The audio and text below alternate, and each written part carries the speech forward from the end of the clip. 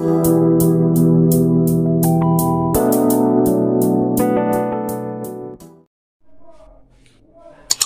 बेटा, चलिए आज हम लोग क्लास 12 फिजिक्स में न्यू चैप्टर स्टार्ट करने जा रहे हैं और ये न्यू चैप्टर 6 चैप्टर है जिसका नाम है इलेक्ट्रोमैग्नेटिक इंडक्शन।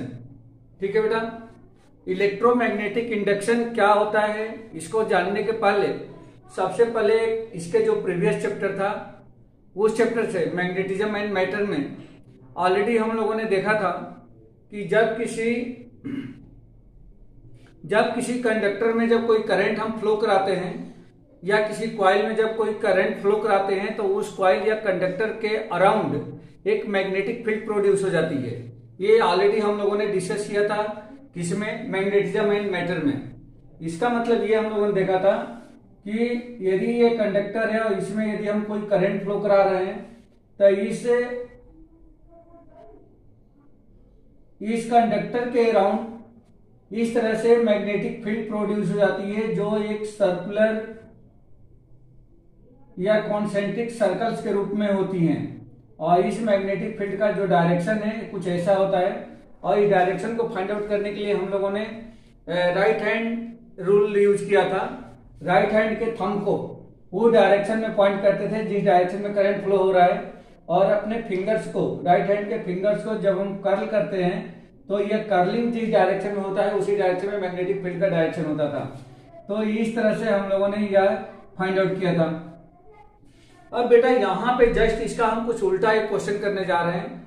अगर किसी कंडक्टर में करंट फ्लो कराने से यदि इसके चारों तरफ यदि मैग्नेटिक फील्ड प्रोड्यूस हो सकता है तो क्या किसी मैग्नेटिक फील्ड में किसी कॉइल या कंडक्टर को यदि ले जाया जाए तो क्या उस कॉइल या कंडक्टर में करंट भी प्रोड्यूस हो सकता है या कोई ईएमएफ प्रोड्यूस हो सकता है क्या? तो बेटा इसका आंसर है यस। इसका आंसर है यस। यही चीज हम लोगों को इस चैप्टर में पढ़ना है जिसको हम लोग इलेक्ट्रोमैग्नेटिक इंडक्शन कहते हैं। ठीक है बेटा, तो यहाँ पे हम लोगों ने ये देख लिया कि यदि किसी कॉइल या कंडक्टर को जब किसी एक्सटर्नल मैग्नेटिक फील्ड में अगर ले जाया जाता है तो या वेरिएबल मैग्नेटिक फील्ड में ले जाया जाता है तो उसमें एक करंट या ईएमएफ प्रोड्यूस होता है जिसको हम लोग इंड्यूस्ड करंट या इंड्यूस्ड ईएमएफ कहते हैं। क्लियर हो गया बेटा? ये बात क्लियर होगी आप लोगों को?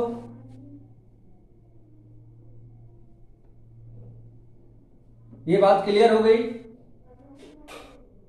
जयेश, राजीव, रिपीट कर दीजिए। हाँ रिपीट करता हूं बेटा, रिपीट करता हूं। मैंने ये बताया इसमें कि जब किसी कंडक्टर में यदि करंट फ्लो कराया जाता है तो हम लोगों ने प्रीवियस चैप्टर में पढ़ा था कि उसके अराउंड, उस कंडक्टर के अराउंड एक सर्कुलर या कॉन्सेंट्रिक सर्कल्स के रूप में एक मैग्नेटिक फील्ड प्रोड्यूस हो जाती है या मैग्नेटिक फील्ड कुछ इस डायरेक्शन में होती है। ये ऑलरेडी हम लोगों ने पढ़ा था बेटा। ये पढ़ा था क्या कि जब किसी कंडक्टर में करंट हम देते हैं तो उस कंडक्टर के अराउंड एक मैग्नेटिक फील्ड प्रोड्यूस होती है। ये पढ़ा था हम लोगों ने। Yes sir. ओके, अब इसका जस्ट हम कन्वर्स पढ़ने जा रहे हैं। इसका कन्वर्स पढ़ने जा रहे हैं कि जैसे मान लीजिए कि यहाँ पे कोई एक मैग्नेटिक फील्ड है, ऑलरेडी ये मैग्नेटिक फील्ड एग्जिस्ट कर रही है जो एक वेरिएबल मैग्नेटिक फील्ड है, और इस मैग्नेटिक फील्ड में यदि किसी कंडक्टर को ले जाया जाए तो क्या इस कंडक्टर में कोई करंट प्रोड्यूस होगी? तो इसका आंसर है यस। इसका आंसर है यस। यदि इस मैग्नेटिक फील्ड में, मतलब मैग्नेटिक फील्ड ऑलरेडी पहले से एग्जिस्ट कर रही है, अगर उस मैग्नेटिक फील्ड में इस कंडक्टर को मैं लेके जाता हूं या किसी कॉइल को लेके जाता हूं तो ये वेरिएबल मैग्नेटिक फील्ड के ड्यू टू इस कंडक्टर या कॉइल में एक करंट प्रोड्यूस होगा जिसको हम लोग इंड्यूस्ड करंट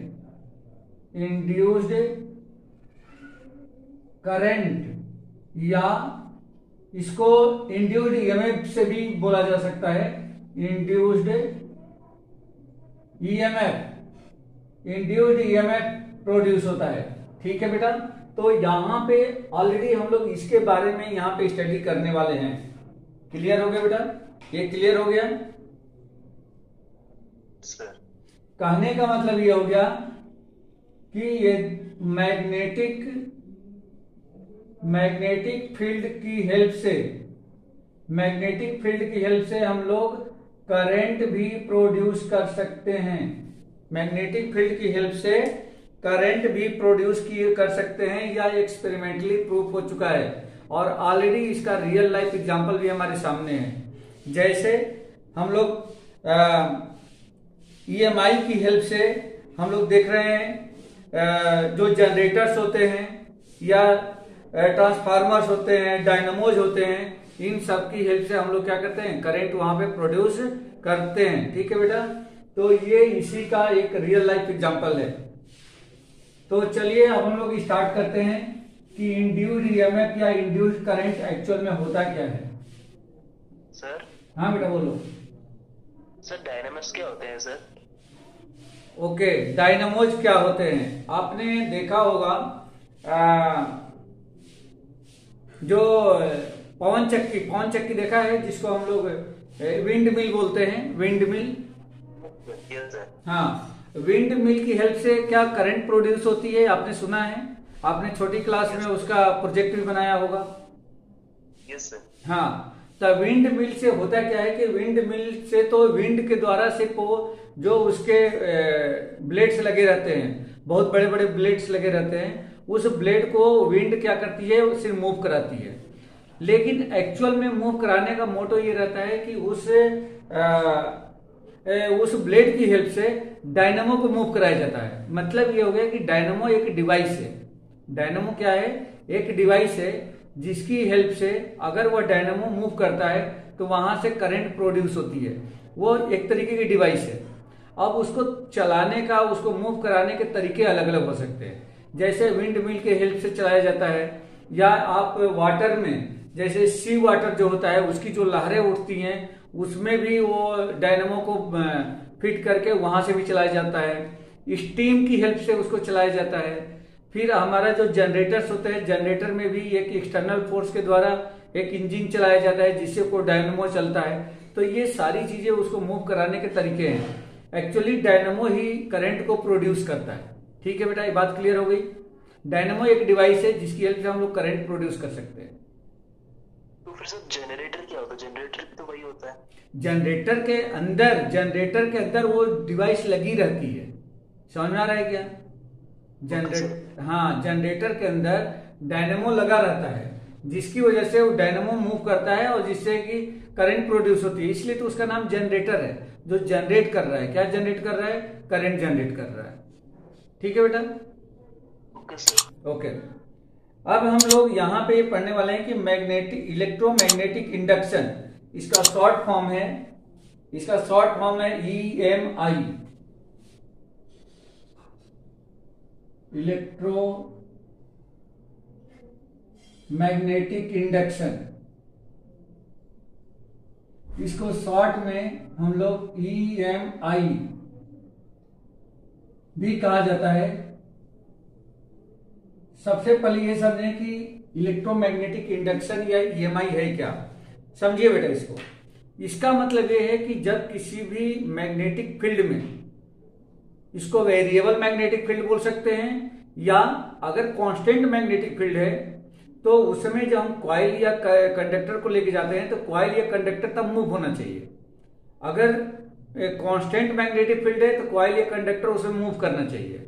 और अगर मान लो कि वह वेरिएबल मैग्नेटिक फील्ड है तो हम क्या कर सकते हैं, कॉइल या कंडक्टर को उसमें ले जाकर वैसे रख सकते हैं। तो जैसे ही किसी कॉइल या कंडक्टर को किसी वेरिएबल मैग्नेटिक फील्ड में हम ले जाते हैं तो उस मैग्नेटिक फील्ड के ड्यू टू, जो वेरिएबल मैग्नेटिक फील्ड होती है उसके ड्यू टू उस कॉइल या कंडक्टर में एक करंट प्रोड्यूस होता है, या एक EMF प्रोड्यूस होता है, जिसको हम लोग इंड्यूस्ड EMF कहते हैं। अभी हमने इंड्यूस्ड EMF के बारे में बताया था। इंड्यूस्ड EMF कहते हैं, या उस करंट को हम लोग इंड्यूस्ड करंट कहते हैं। ठीक है बेटा, तो इस तरह से इसको हम लोग डिफाइन कर सकते हैं। The phenomena of the generating current and EMF by changing magnetic field is called electromagnetic induction. क्या हम लोगों ने देखा? The phenomena of the generating current और ईएमएफ, एक ऐसी घटना जिससे करंट या ईएमएफ क्या हो रहा है, एक प्रोड्यूस हो रहा है। किसमें? तो किसी ऐसी फील्ड में जहां पे मैग्नेटिक फील्ड क्या हो रही है, चेंज हो रही हो, मैग्नेटिक फील्ड चेंज हो रही हो। तो मैग्नेटिक फील्ड चेंज करने के दोनों तरीके हो सकते हैं, या तो उसमें मैग्नेटिक फील्ड ही वेरिएबल हो, और नहीं तो मैग्नेटिक फील्ड यदि उसमें कांस्टेंट है तो हम क्या करें, कंडक्टर को ही उसमें क्या करें, मूव कराएं, या क्वाइल को मूव कराएं, तो भी वहां पे मैग्नेटिक फील्ड क्या होगी, चेंज होगी। जब तक मैग्नेटिक फील्ड चेंज नहीं होगी तब तक उसमें ईएमएफ या करंट प्रोड्यूस नहीं होगा। चेंज होने पे ही ऐसा होगा। अभी हम लोग इसका एक्सपेरिमेंट देखेंगे। तो यहां पे जब मैग्नेटिक फील्ड चेंज होती है तो उस करंट या कंडक्टर या कॉइल में क्या होता है, एक इंड्यूस्ड करंट या इंड्यूस्ड ईएमएफ प्रोड्यूस होता है, जिसको हम लोग इस फेनामेना को ही इलेक्ट्रोमैग्नेटिक इंडक्शन कहते हैं। क्लियर हो गया बेटा? ये बात क्लियर हो गई? Yes sir. ओके। अब यहाँ पे फैराडे और हेनरी, अच्छा एक चीज और हम लोगों को समझना है, इसमें एक मैग्नेटिक फ्लक्स है। मैग्नेटिक फ्लक्स क्या होता है? मैग्नेटिक फ्लक्स ऑलरेडी हम लोग इलेक्ट्रिक फ्लक्स पढ़ चुके हैं, इलेक्ट्रिक फ्लक्स पढ़ चुके हैं। इलेक्ट्रिक फ्लक्स के बारे में कुछ याद है क्या बेटा? इलेक्ट्रिक फ्लक्स क्या होता था? Sir number of field lines pass through per unit area. Per unit area, per unit area, किसी सरफेस के पर यूनिट एरिया से जितनी number of field lines pass करती थी उसको हम लोग इलेक्ट्रिक फ्लक्स बोलते थे। सेम वैसे ही यहाँ पे मैग्नेटिक फ्लक्स की हम लोग बात करेंगे। मैग्नेटिक फ्लक्स क्या होता है? सेम उसी पैटर्न पे इसको भी डिफाइन कर सकते हैं। मैग्नेटिक फ्लक्स, इसको भी हम लोग फाई से ही डिनोट करते हैं।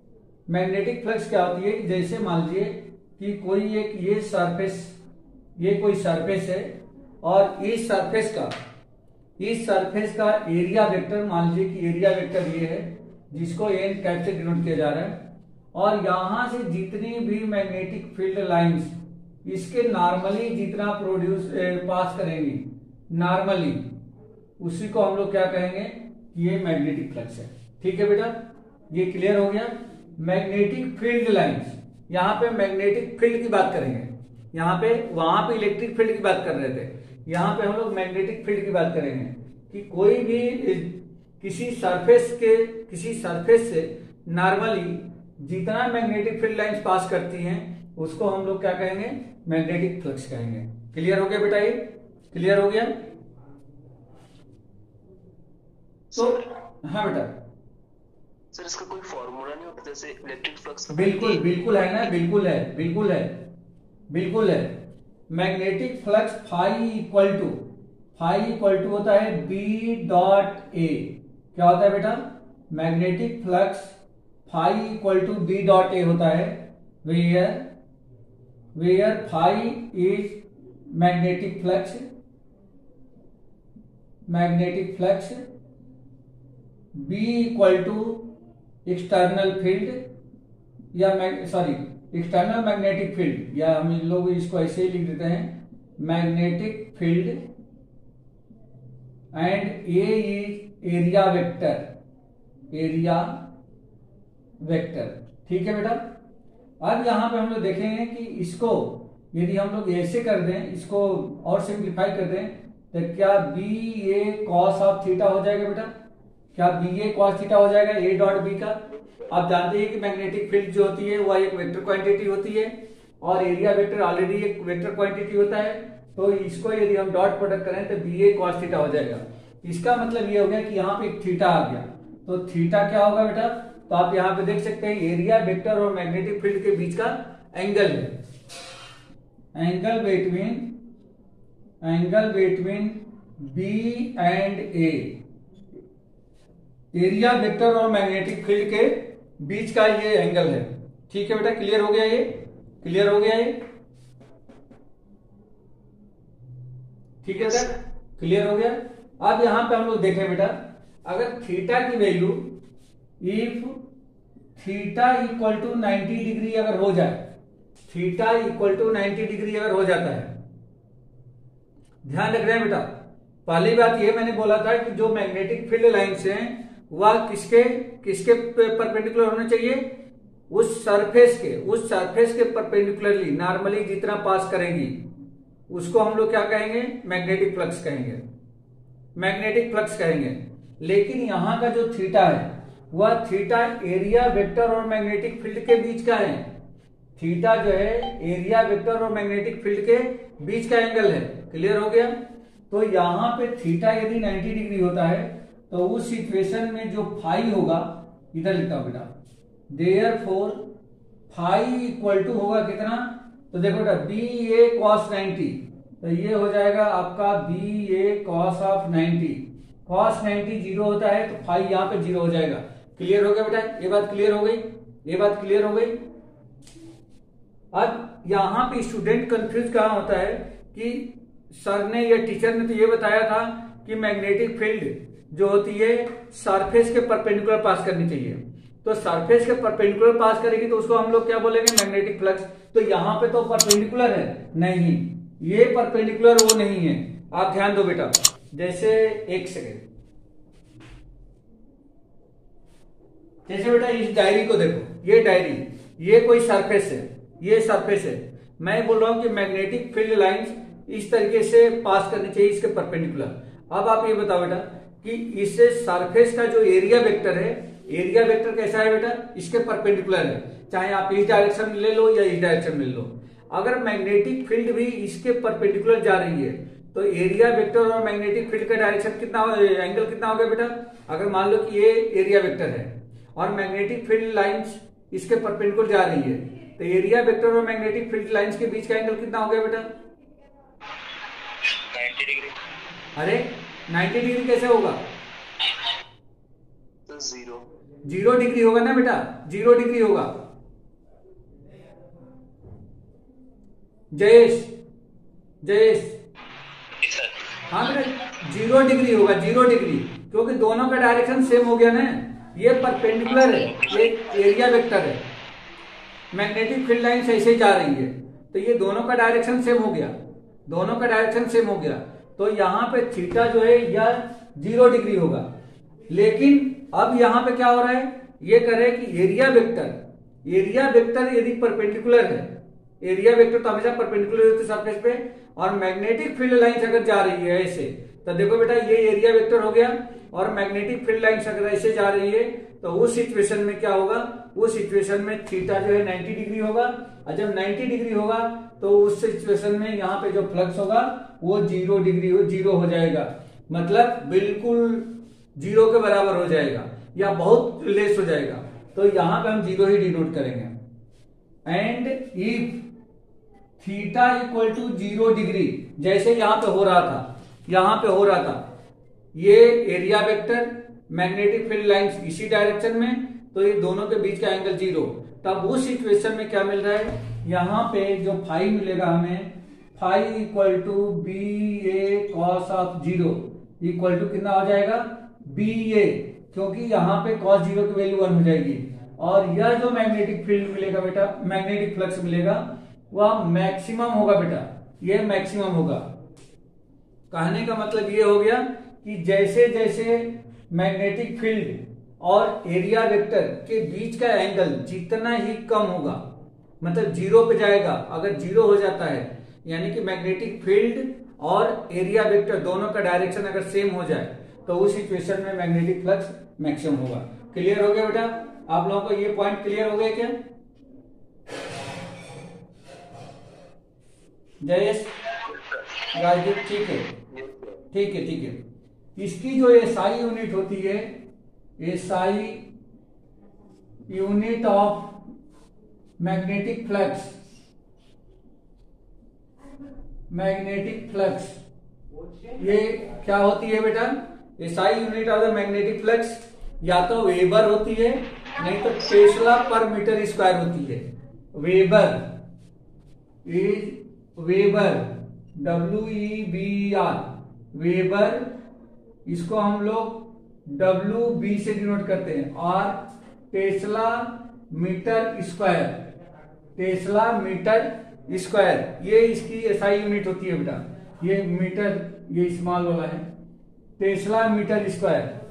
और साथ ही साथ ये भी हमें समझना है कि जो फाई है मतलब मैग्नेटिक फ्लक्स है, यह एक स्केलर क्वांटिटी होती है and it is a scalar quantity. यह एक स्केलर क्वांटिटी होती है। क्लियर हो गया बेटा? क्लियर हो गया ये? Yes sir.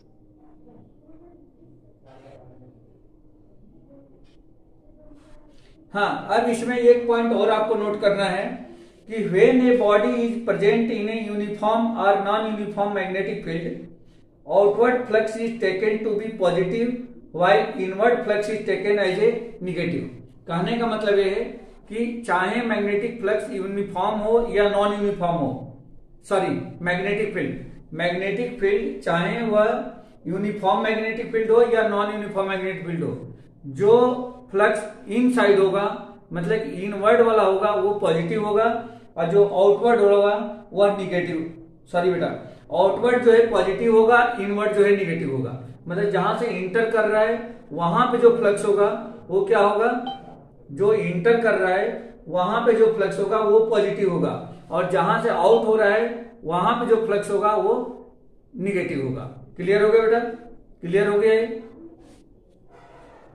ऑलरेडी हम लोग वहां भी देखे थे कि जैसे मान लीजिए कि कोई एक ये आपके पास सरफेस है, ये सरफेस है और यहां से मैग्नेटिक फील्ड लाइंस इंटर करती है। जैसे मान लीजिए कि यहाँ पे इंटर करी और यहां से एक मिनट और यहां से ये आउट हो रही है, ये आउट हो रही है, इस तरीके से इंटर करके यहां से आउट हो रही है।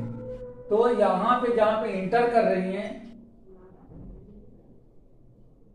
ये जहां पे इंटर कर रही है यहां पे अगर जो होगा इंटर जहां पे कर रही है यहां पे ये पॉजिटिव होगा, ये पॉजिटिव होगा और जहां से आउट हो रही है यहां पे जो फ्लक्स होगा यहां का फ्लक्स ये निगेटिव होगा, ये निगेटिव होगा और यहां का जो फ्लक्स होगा ये पॉजिटिव होगा।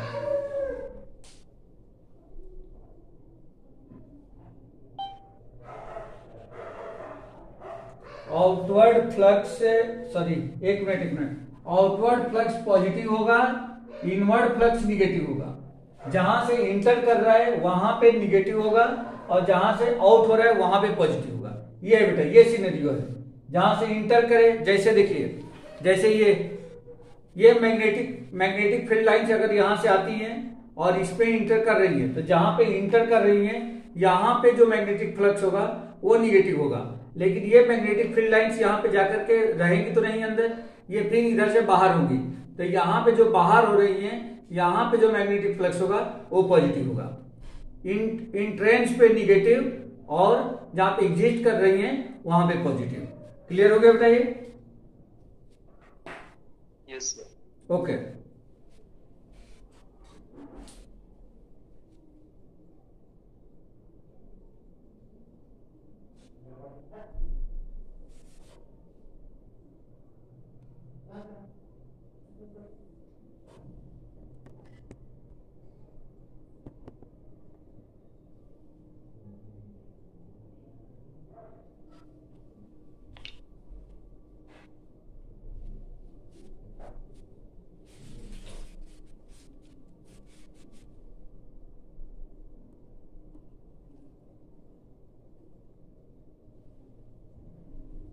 हाँ,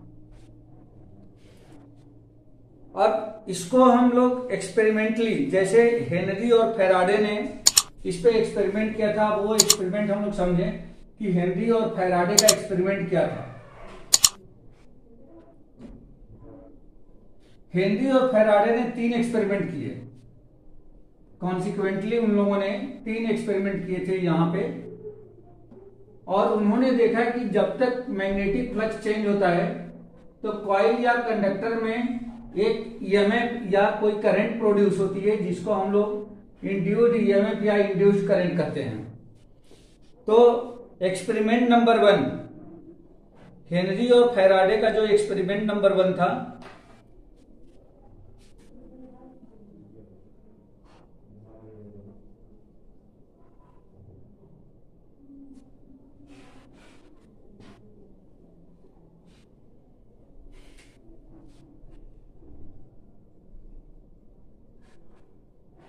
एक्सपेरिमेंट ऑफ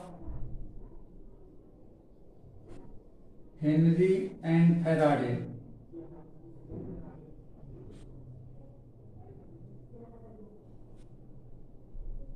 इनका फर्स्ट जो एक्सपेरिमेंट था, यहां पर लिखता हूं, फर्स्ट एक्सपेरिमेंट, इन्होंने क्या करा, एक कॉइल लिया, उस कॉइल को एक गैल्वेनोमीटर से कनेक्ट कर दिया।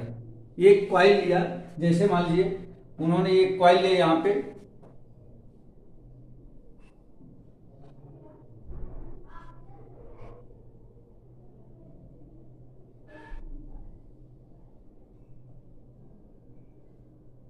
इस तरह से एक कॉइल लिया और इस कॉइल को उन्होंने एक गैल्वेनोमीटर से कनेक्ट कर दिया। और गैल्वेनोमीटर कुछ इस तरह से लगा दिया, ऐसा इन्होंने गैल्वेनोमीटर यहां पे कनेक्ट कर दिया।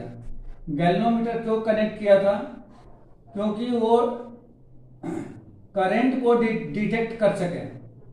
गैल्वेनोमीटर यहां पे कनेक्ट किया कि यहां पे अगर कोई करंट इसमें प्रोड्यूस होती है तो उस करंट को वो लोग क्या कर सकें, इसमें डिटेक्ट कर सके हैं कि हाँ इस कॉइल में करंट फ्लो हो रहा है। क्योंकि गैल्वेनोमीटर एक ऐसी इलेक्ट्रिकल डिवाइस है कि यदि किसी सर्किट में यदि कोई करंट फ्लो करती है, कितना भी कम से कम भी कोई करंट फ्लो करती है, तो उसको ये डिटेक्ट कर लेता है। यानी कि उससे पता चलता है कि हाँ उस वायर में या उस सर्किट में कोई करंट फ्लो हो रही है। तो यहां पे इन्होंने देखा कि एक कॉइल को जब किसी गैल्वेनोमीटर से कनेक्ट करके और यदि किसी मैग्नेटिक फील्ड में इस कॉइल को ले जाया जाता है तो इससे गैल्वेनोमीटर में एक डिफ्लेक्शन देखने को मिलता है। और वह डिफ्लेक्शन ये प्रूव करता है कि इस कॉइल में कोई इलेक्ट्रिसिटी प्रोड्यूस हो रही है या कोई ईएमएफ प्रोड्यूस हो रहा है। तो इन्होंने इसके एक्सपेरिमेंट के लिए क्या करा, यहां पे एक मैग्नेट लिया, इस तरह से एक मैग्नेट लिया,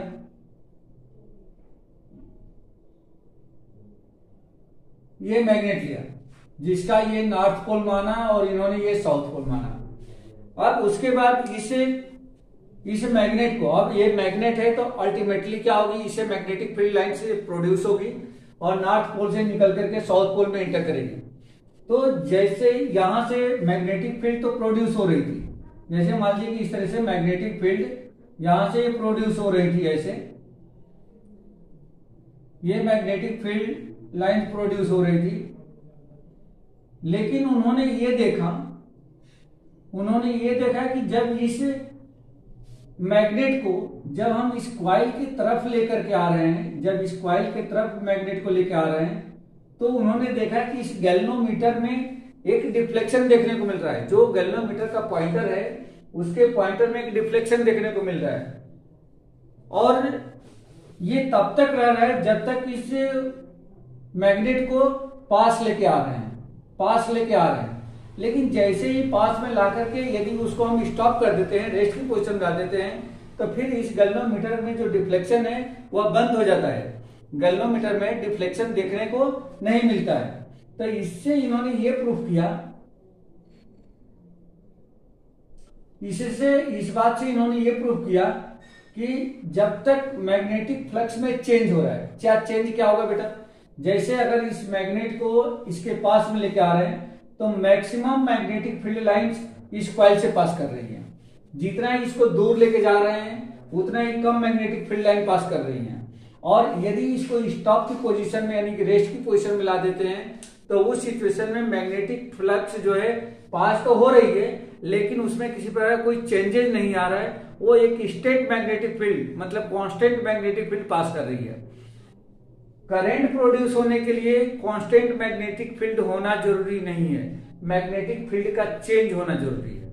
और ये चेंज तभी होगा जब इस मैग्नेट को जब इस कॉइल के नजदीक लेकर के आए या इस मैग्नेट को कॉइल से दूर लेकर के जाएं। ये दोनों सिचुएशन में ही क्या होगा, मैग्नेटिक फ्लक्स चेंज होगा। जैसे ही इन्होंने देखा कि पास लेकर आए तो इसमें एक इस तरीके से करंट प्रोड्यूस हुई और इस करंट की वजह से यहाँ पे इन्होंने देखा कि मैग्नेटिक या गैल्वेनोमीटर में एक डिफ्लेक्शन देखने को मिला। एक यहाँ पे उनको डिफ्लेक्शन देखने को मिला जिससे ये पता लग गया कि इसमें क्या हो रहा है, एक करंट प्रोड्यूस हो रहा है। लेकिन जैसे ही लेकर के आए और इसको रेस्ट की पोजीशन में आए, और रेस्ट की पोजीशन में आने पर यहाँ पे डिफ्लेक्शन स्टॉप हो गया, मीन्स करंट फ्लो होना बंद हो गई। फिर जब इन्होंने देखा कि इस मैग्नेट को जब इस कॉइल से दूर लेके जा रहे हैं, तो उस सिचुएशन में फिर यहाँ पे डिफ्लेक्शन देखने को मिला, लेकिन डिफ्लेक्शन, दोनों के डिफ्लेक्शन में थोड़ा सा फर्क आया। क्या फर्क आया? जब मैग्नेट को कॉइल के नजदीक लेके आ रहे थे तो यहाँ पे डिफ्लेक्शन जो है वह मैक्सिमम था, ज्यादा था। जैसे जैसे नजदीक हो रहा था वैसे वैसे डिफ्लेक्शन यहाँ पे क्या था, उसकी इंटेंसिटी ज्यादा थी। जैसे जैसे इस मैग्नेट को दूर किया, इसकी इंटेंसिटी डिफ्लेक्शन की कम होती गई। इसका मतलब ये निकाला गया कि जैसे ही मैग्नेट कॉइल के नजदीक आ रहा है तो इस कॉइल से पास होने वाला जो मैग्नेटिक फील्ड है वह मैक्सिमम है, वह ज्यादा ज्यादा मैग्नेटिक फील्ड क्या होती है, इसे पास कर रही है। तो जितना ज्यादा मैग्नेटिक फील्ड लाइन इससे पास करेगी उतना ही इसमें करंट की इंटेंसिटी ज्यादा होगी, जिसको हम लोग इंड्यूस्ड करंट या इंड्यूस्ड ईएमएफ कह सकते हैं। मैग्नेट को जैसे ही दूर ले जाया गया तो देखा गया कि इसमें डिफ्लेक्शन तो आ रहा है, लेकिन कंपैरिजन देन बिफोर, पहले के कंपैरिजन में यहाँ पे डिफ्लेक्शन कम हो रहा है। तो ये पता चला कि इसमें करंट की जो इंटेंसिटी या करंट का जो मैग्नीट्यूड है वो कम हो रहा है। रीजन ये है कि जैसे जैसे मैग्नेट को हम दूर लेके जा रहे हैं तो मैग्नेटिक फ्लक्स, पास होने वाले जो मैग्नेटिक फील्ड लाइन से वह संख्या में कम हो जाती है। क्लियर हो गया बेटा? ये क्लियर हो गया क्या आप लोगों को ये experiment?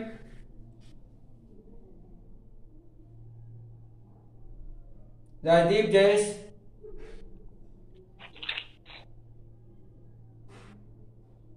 Hello, Rajdeep, Jayesh, clear हो गया बेटा point?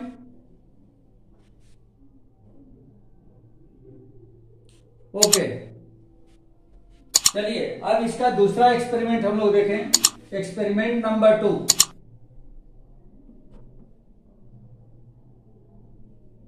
Experiment number 2। Experiment number 2 में इन्होंने मैग्नेट के प्लेस पे मैग्नेट नहीं लिया, उन्होंने दो क्वाइल ली। जैसे एक क्वाइल कुछ ऐसी थी और दूसरी भी क्वाइल कुछ ऐसी थी। इस तरीके से इन्होंने दो क्वाइल ली। पहले क्वाइल को इन्होंने गैल्वेनोमीटर से कनेक्ट कर दिया।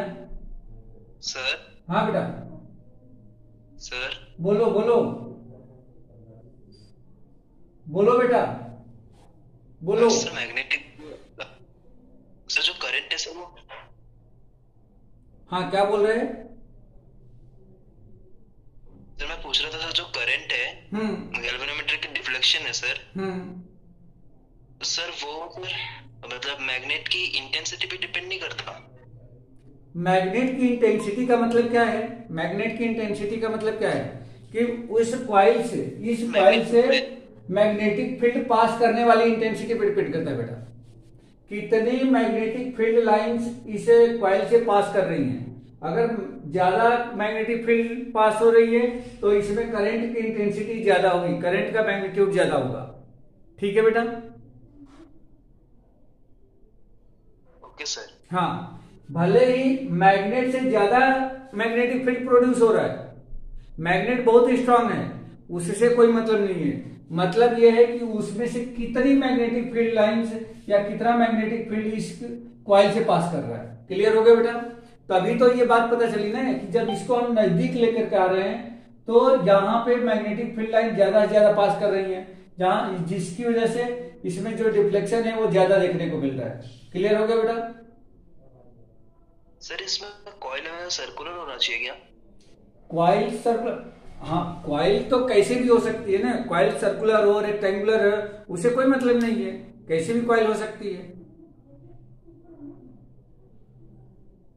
ठीक, हाँ अभी तो हम लोग आगे पढ़ेंगे तो सर्कुलर भी पढ़ेंगे, रॉड भी पढ़ेंगे, वो सारी चीजें हम लोगों को मिलेगी इसमें तो। ठीक है? दूसरे एक्सपेरिमेंट में इन्होंने क्या करा कि मैग्नेट न लेते हुए उन्होंने दो क्वाइल लिया। ये क्वाइल में गैल्वेनोमीटर को कनेक्ट किया और दूसरी जो क्वाइल थी इस तरह से, ये जो दूसरी क्वाइल थी इस क्वाइल को उन्होंने एक एक्सटर्नल सोर्स से कनेक्ट कर दिया बेटा।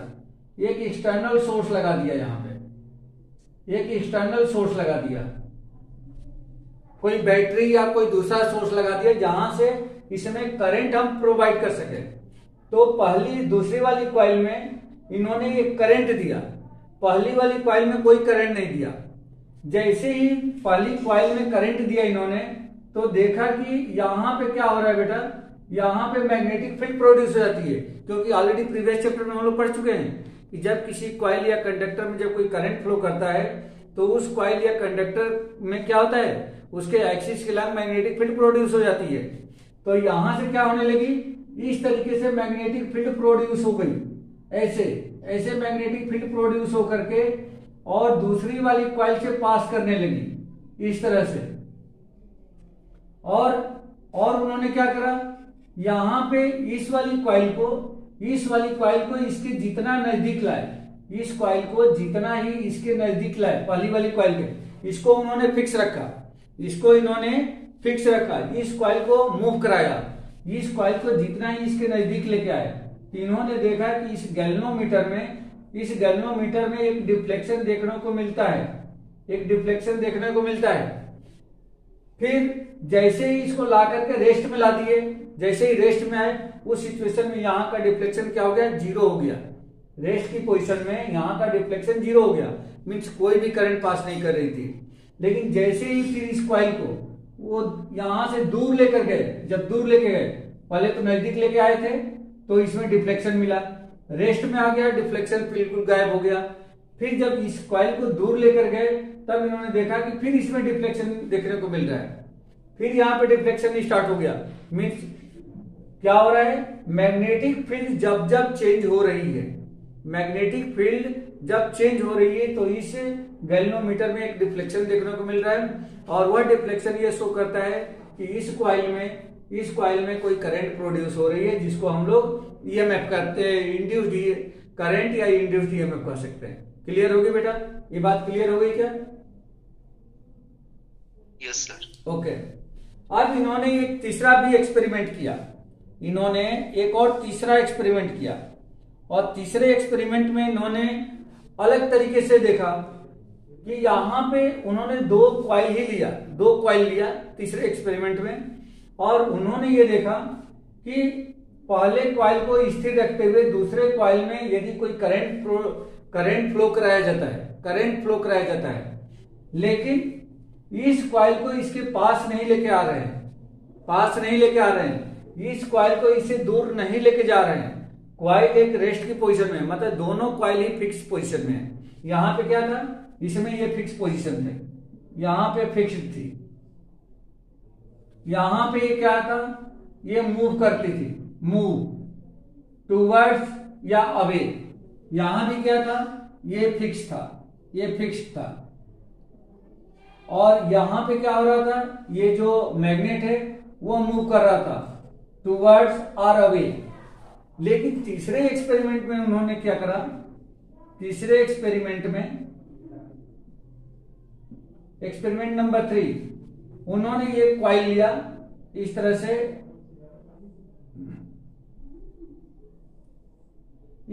कॉइल लिया, जिसको उन्होंने गैल्वेनोमीटर से कनेक्ट किया। ये गैल्वेनोमीटर लगाया, यहाँ पे गैल्वेनोमीटर लगाया, और दूसरी कॉइल को भी इस तरीके से कनेक्ट कर दिया, और उसको किसी एक्सटर्नल सोर्स से कनेक्ट किया, जैसे सेकेंड एक्सपेरिमेंट में किया था उन्होंने। इस तरह से एक एक्सटर्नल सोर्स लगाया, और यहाँ पे उन्होंने एक की लगाया, की खैर इसमें भी था, की यहां भी था।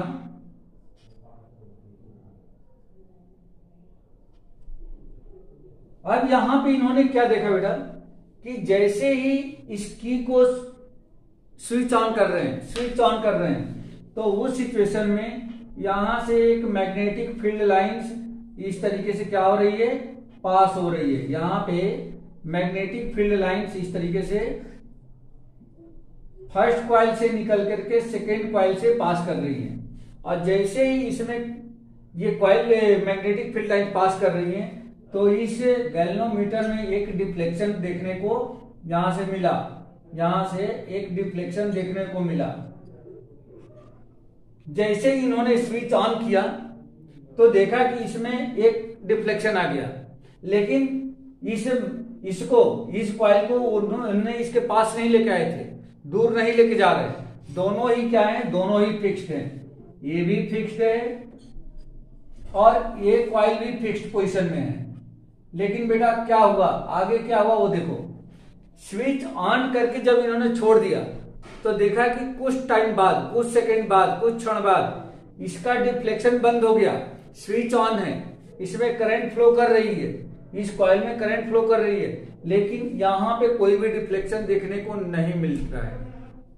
जैसे ही उन्होंने स्टार्टिंग में जैसे ही उन्होंने स्विच ऑन किया था उस सिचुएशन में तो यहाँ पे डिफ्लेक्शन देखने को मिला, लेकिन कुछ क्षण बाद यह डिफ्लेक्शन यहां से क्या हो गया, डिसअपीयर हो गया, गायब हो गया, मतलब इसमें कोई भी करंट अब फ्लो नहीं कर रहा है। ठीक है बेटा, ये बात समझ में आ गई? हेलो। Yes sir. हाँ, जैसे ही इस स्विच को जो ऑन किए थे जैसे ही उन्होंने ऑफ किया यानी कि बंद किया तो फिर एक क्षण के लिए यहां पे डिफ्लेक्शन देखने को मिला। जैसे ही ऑफ किया तो फिर यहां पे डिफ्लेक्शन देखने को मिला, लेकिन ऑफ करके जब छोड़ दिए तो फिर थोड़ी देर बाद ये पता चला कि यहां का डिफ्लेक्शन फिर डिसअपीयर हो गया।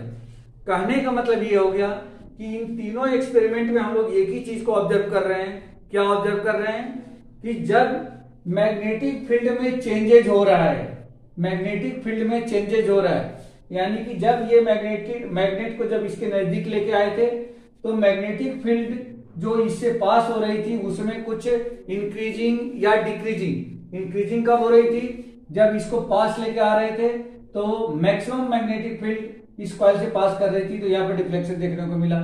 जब दूर लेके जा रहे थे तब फिर कम होने लगा, यहाँ पे डिफ्लेक्शन देखने को मिला। लेकिन जब रेस्ट की पोजीशन में लेके आए थे तो रेस्ट की पोजीशन में कोई भी यहाँ पे डिफ्लेक्शन नहीं था, मतलब यहाँ पे कुछ भी कोई भी करंट फ्लो नहीं कर रहा था। तो कहने का मतलब ये है कि जब मैग्नेटिक फील्ड जब चेंज हो रहा है तो ही जाकर के यहाँ पे भी क्या मिल रहा था, हमें डिफ्लेक्शन देखने को मिल रहा था। सेम सिचुएशन यहाँ भी क्रिएट हुई थी, जब इस वाली कॉइल को जब इसके नजदीक लेके आ रहे थे तो यहाँ पे डिफ्लेक्शन देखने को मिला, जब दूर लेके जा रहे थे तो डिफ्लेक्शन देखने को मिला, लेकिन जैसे ही रेस्ट में लेके आए तो नो डिफ्लेक्शन, यहाँ पे कोई भी करंट प्रोड्यूस नहीं हो रहा था। सेम सिचुएशन यहाँ पे देखने को मिला। यहाँ पे दोनों कॉइल तो फिक्स है, बट यहाँ पे जैसे ही स्विच को ऑन कर रहे हैं तो यहाँ पे मैग्नेटिक फील्ड लाइन प्रोड्यूस हो रही है और इसे पास कर रही है, लेकिन जैसे ही स्विच ऑफ कर रहे हैं तो मैग्नेटिक फील्ड लाइंस ब्रेक हो जाती है, नहीं प्रोड्यूस हो रही है। तो इसका मतलब ये हो गया कि जितनी मैग्नेटिक फील्ड लाइन यहाँ से पास कर रही थी वो चेंज हो गया, बदल गया। तो यहाँ पे जब चेंज हो रहा है तो ही जाकर के इसमें क्या हो रहा है, करंट प्रोड्यूस हो रहा है। क्लियर हो गया बेटा?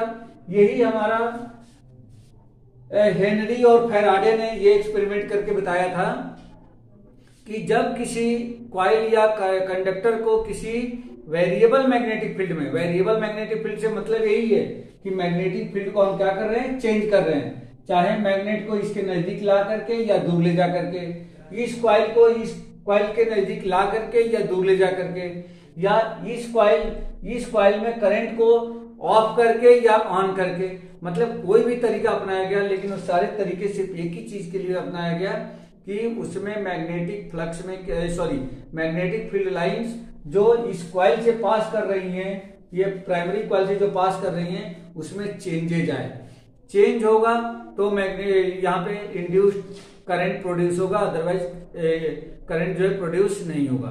क्लियर हो गया बेटा? ये बात क्लियर हो गई आप लोगों को?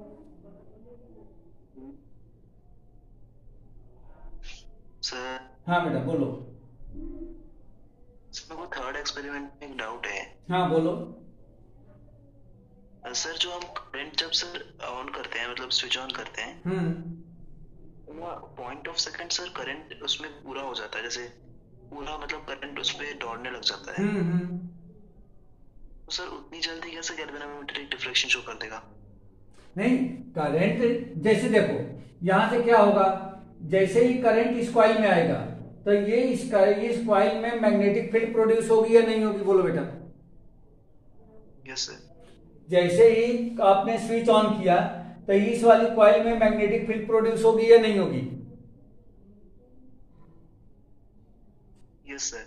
होगी। और वो मैग्नेटिक फील्ड वहां से निकलेगी उसके पास में दूसरी कॉइल रखी गई है, तो ये मैग्नेटिक फील्ड वो तो अपने आप चाह रही है, आगे बढ़ रही है, क्योंकि ये एक इधर से निकल करके फिर जाकर के इधर इंटर करेगी, क्योंकि ये तो मैग्नेट जैसे ही बिहेव कर रहा है ना। ये कॉइल कैसे बिहेव कर रहा है, मैग्नेट जैसे बिहेव कर रहा है। तो मैग्नेटिक फील्ड लाइंस यहाँ से निकल करके दूसरी कॉइल से पास कर रही है। लेकिन अगर हम इस स्विच को कंटिन्यू ऑन ही रख दें तो जितनी मैग्नेटिक फील्ड पास कर रही थी स्टार्टिंग में वो कंटिन्यू उतना ही करेगी, मतलब उस मैग्नेटिक फील्ड में किसी प्रकार कोई चेंजेस नहीं होगा। तो स्टार्टिंग में तो यहाँ पे डिफ्लेक्शन देखने को मिला, क्योंकि पहले तो बिल्कुल मैग्नेटिक फील्ड नहीं थी, जैसे ही स्विच ऑन किया मैग्नेटिक फील्ड आ गई, मैग्नेटिक फील्ड इसे पास करने लगी, तो वहां पे चेंजेस आए तो देखने को मिला। लेकिन कंटिन्यू जब हमने स्विच ऑन कर दिया तब उस सिचुएशन में जो मैग्नेटिक फील्ड लाइन पास कर रही थी वो एक कांस्टेंट हो गई। जितनी मान लो कि 10 मैग्नेटिक फील्ड जा रही है तो 10 ही बार अब जा रही है, कोई चेंजेस नहीं आ रहा है, तो ये कांस्टेंट होने की वजह से फिर यहाँ पे डिफ्लेक्शन बंद हो गया। लेकिन जैसे ही स्विच ऑफ किए तो फिर उन्होंने देखा कि एकदम से तुरंत मैग्नेटिक फील्ड लाइंस बंद हो गई, पास होना बंद हो गई, मतलब कि मैग्नेटिक फील्ड में फिर चेंजेज आ गए। तो चेंजेज से ही यहाँ पे डिफ्लेक्शन शो हो रहा है और वह डिफ्लेक्शन करंट को बता रहा है। बोलो बेटा। सर मैं कह रहा था चेंज तो बहुत ही कम टाइम के लिए होता है, तो सर उतनी जल्दी डिफ्लेक्शन कैसा है? हाँ भाई, जितने टाइम के लिए भी चेंज हो रहा है, टाइम चेंज तो हो रहा है, लेकिन यहाँ से निकलने के बाद जैसे मान लो कि यहाँ पे चेंज हो रहा है तो मैग्नेटिक फील्ड लाइन यहाँ से निकल के तो आएगी ना बेटा, यहाँ से निकल के तो आएगी ना। तो ये तो पहले तो ब्लैंक था, यहाँ तो पहले ब्लैंक था, जैसे ही निकल के आया तो चाहे उसको 2 मिनट 1 मिनट या 2 सेकेंड या 4 सेकेंड कितना भी टाइम लगे, जब ये मैग्नेटिक फील्ड लाइंस जब इसमें पहुंचेगी तो यहाँ पे डिफ्लेक्शन शो होगा। तुरंत का मतलब क्या है? तुरंत का मतलब हम क्या बोलना चाह रहे हैं?